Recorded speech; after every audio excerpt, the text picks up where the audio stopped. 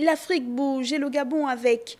Les efforts de convergence et d'intégration entrepris par les différentes communautés économiques régionales et les objectifs de la ZLECAf, zone de libre-échange continentale africaine, visent à créer un seul marché continental des biens et services, d'établir la libre circulation des opérateurs économiques.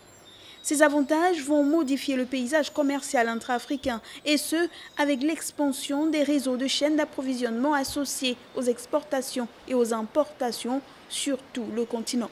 Selon les estimations, la mise en œuvre de l'accord devrait permettre de faire progresser de 33% le commerce intra-africain après la suppression complète des droits de douane. Les PME gabonaises doivent donc se réinventer. Concernant la ZLECAf, il faudrait que les opérateurs prennent la mesure de cette opportunité parce que c'est une opportunité pour les entreprises. Il faut qu'elles comprennent quels sont les enjeux. Comment est-ce qu'elles peuvent s'insérer dans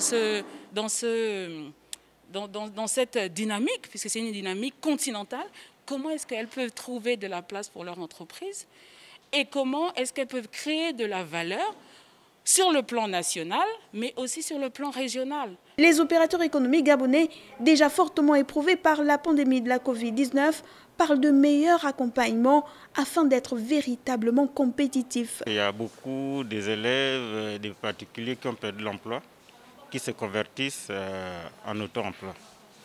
Et ça, c'est un fait nouveau. Et c'est peut-être l'État qui ne suit pas avec ces nouveaux emplois. La ZLECAf constitue à la fois une opportunité et une menace pour l'économie des pays pris individuellement, suivant les capacités d'adaptation des secteurs productifs. Entrée en vigueur le 1er janvier dernier, cette zone nourrit donc l'espoir de la relance post-Covid-19 du continent.